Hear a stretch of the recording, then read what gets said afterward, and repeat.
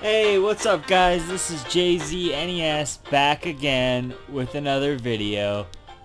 Today we're talking about Ghostbusters on the, we're talking about this Ghostbusters, right? The best one, the one that everyone loves?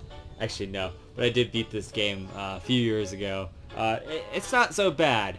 I know the AVGN likes to flick at a lot of shit and everyone else, but, it's not terrible. It's not great. It's a okay game. Activision made this shit. Hey, it's actually reflective of what they make nowadays, right? No, I'm just kidding. I don't know. They made the sequel to. I never really played much of this. Heard it's a little bit better. And here's the guide. I've got it for the game. The one that we're reviewing, the PS3 version there. It's cool because if you flip it over, it's upside down. Hi, kitty. But this is actually, as you can see, the one for the Nintendo Wii and the PS2. So let's flip this back over. And it's cool because there's that guide. But then, wait, why is this upside down? Oh wait, this is the PS2 and Wii guide. Oh, that's pretty cool, eh? I don't know. I thought that was neat. I got that for pretty cheap, so not bad. There's my cat. Wanting to be in the video like always. Alright, so today we're talking about the PS3 version of Ghostbusters here. It's the 2009 game that, everyone likes to say is like the third movie, essentially. I mean, you got the original two movies here. You got Ghostbusters, it's a classic. I didn't see it until I was probably 10, so like early 2000s or something. As a kid, I know that we had a Ghostbusters, like a big blanket, like a comforter kind of thing. And I remember we always used to bring that everywhere and whatever, so that was cool.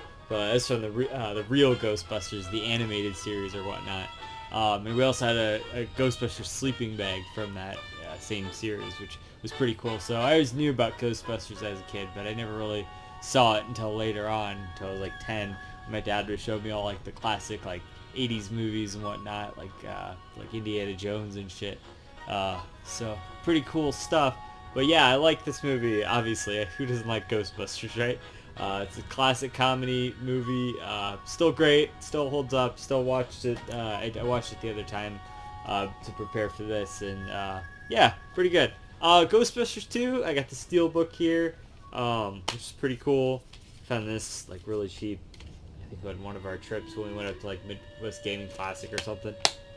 But I think this game is, or this game, I think this movie is pretty good. Obviously it's not as good as the original here, but I do think that it gets a lot of flack that it doesn't really deserve, because it's still a great movie. It's just really not as good as the first one, and they recycle a lot of plot points and whatnot. But I like Vigo, and I like the that whole plot line, and there's some funny moments in this one too, and just a lot of cool ideas that they actually do reuse or reference kind of in the PS3 game. So Vigo's in the painting of him's in the main Ghostbusters headquarters, where you can walk around there and shit, and they got the Vigo painting there, and you can go up and talk to him. It's the original, I think it's the original voice and everything. If not, it sounds really close to the original voice or whatnot, but it's just pretty cool. It's a cool little reference. They reference Ghostbusters 2 a lot, actually, in the game, which is one of the cool things I liked about it, because I think Ghostbusters 2 is underrated, a lot of people think that, so I'm a fan. I like Ghostbusters 2 as well. I like all the Ghostbusters stuff. I watched a little bit of the animated series more recently. It's just not something that I'm going to sit down and watch the entire thing, just because it's I kind of get the gist, and I've heard about some of the better episodes and whatnot. I just don't want to kind of invest the time is really the issue on that one. But it looks pretty cool. I like it. I liked what I saw of it anyway and whatnot. But yeah, there's really not been a really good Ghostbusters game that I've played up until now. I know the Sega Genesis one is supposed to be pretty good. I have the Master System version. I guess I could have pulled that down too. But it's just basically the same game as this, except a little bit better. I've got the Atari 2600 version sitting back there, actually. So, didn't even think of that. Could have pulled that out. Anyway, they're all basically the same game as the NES one, which, whatever, who cares, right? So, but I heard the Sega Genesis one is supposed to be pretty good. It's pretty rare, though. I just haven't gotten a hold of it or had the urge to get a hold of it or whatever. I don't really care enough to do that. But I do like Ghostbusters. Big fan. So, hey, like, I thought, why not? I should play the PS3 game here. So I've had this for a long time now, and it's kind of a beat-up case, actually. But, yeah, so I think I switched it out for one of my other cases or something. It's like I needed it for a better game. Actually, I have extra cases. I should just switch one of those out for this. Never even thought of that. Anywho, so yeah, Ghostbusters. A lot of people consider it kind of like the third movie that we never got kind of thing. 'Cause they did recycle a lot of like elements from one of the kind of scrapped versions of Ghostbuster 3, where there was sort of a crossover dimension thing where the Ghostbusters kind of enter into hell or whatever, and that's not exactly what the game is about, but there's a lot of elements of that, especially with some of the later bosses and stuff. And the game's pretty short. It's like an 8-hour game, which is like a strength, I would say, in my opinion.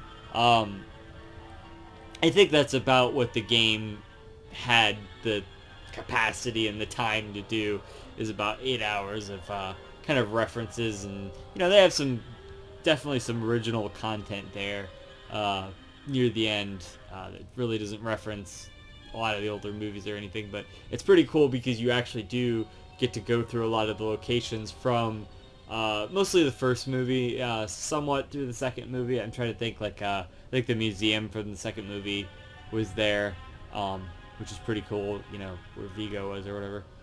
And so yeah, but they reference a lot of places. Like you go to the hotel from the first movie, you go to the shit, where else you go?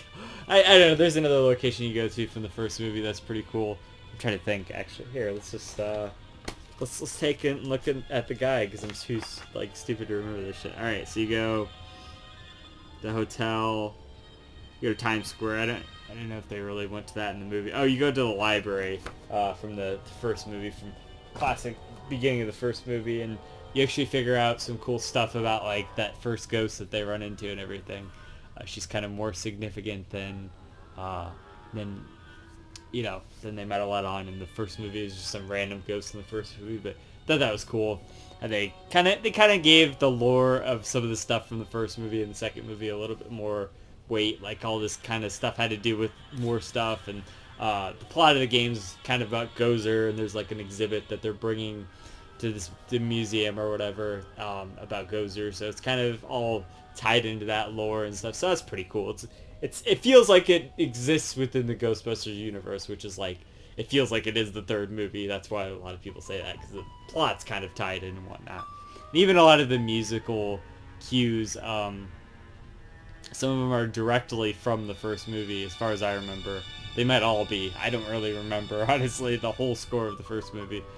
It's one of those soundtracks that kind of like somewhat stands out, but you're like more listening in for the comedy and whatnot.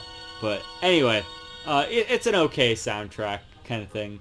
But gameplay-wise, I think is where the game really shines, is the fact that the first time in like all of the era of Ghostbuster video games, you finally have a game where it's just about being a Ghostbuster and shooting shit and like proton grabbing with the proton pack, like grabbing the ghost and putting it in a trap. It's like exactly what the Ghostbusters do in the movie. So it's like you get to feel like a Ghostbuster. I know it's that big meme. It's like you feel like Spider-Man, you feel like Batman, but you feel like a Ghostbuster. You're actually a new recruit for the Ghostbusters, and you get to interact with all of the classic characters, except for Rick Moranis. He should have been in there. He was a Ghostbuster at the end of the second movie. Why wasn't he in there? Because they didn't want to pay him or get because he's like, doesn't do a lot of voice acting anymore. But that's another thing to bring up. It's these segues here. This is great shit. Just rapid fire, except for there when I'm ruining it and totally drawing attention to. But they got all the voice actors back, and voice actresses like Annie Potts and stuff to play the receptionist lady, and they got all the 4 Ghostbuster voices back, which is pretty cool. And they all sound great. They all sound like they should, and that's all great and everything. No Sigourney Weaver as her role, or Rick Moranis as his role, or any of that. But it would have been cool to see them too. They didn't even really try to recast them. They actually have the guy from the first movie, the environmental agency guy or whatever. It's true. This man has no dick. That guy, Peck or whatever. He's actually in this game and being a nuisance again. So that's pretty funny. I know he's in the show and stuff too, but like I said, I didn't see that much of that. But that's pretty cool how they kind of brought him back into. So it really feels connected to the storyline of the game, and yet the characters all feel like they did before. The humor and the comedy of the movies is still there. As strong as the movies, probably not, but it's still there in a good amount, and you still feel like it's the same kind of humor, and you still get that same vibe from it and whatnot.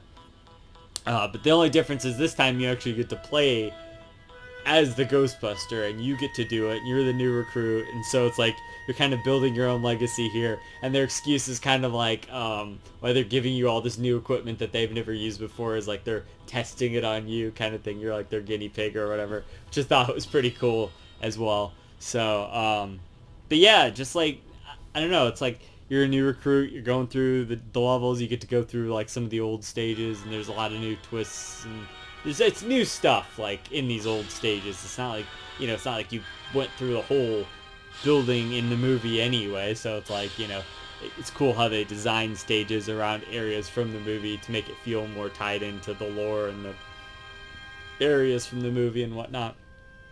Movies, I should say. Although you don't do a lot from Ghostbusters 2. They mention it here and there, and they have little references like Vigo and whatnot, but not as much of 2, more of 1, because everyone is more attached to that one or whatever. But it's definitely a lot better than that Ghostbusters, the new one, the 2016 that everyone hates or whatever. I didn't think it was the worst thing, and I didn't think it was the greatest thing either. I didn't. Going in, I expected the worst movie I've ever seen, and I really didn't get that. I got, it was okay. It was just okay. It was thoroughly okay. It was not worth everyone's effort to make a big stink about kind of thing. But obviously there's no referencing to that because this game came out in 2009 or whatever. They did do a remaster version of this game that you can get now, but it's expensive. I think it's still $30 or something. Don't buy that one. You don't need to. It's not that much different than this one. You should just get this one anyway.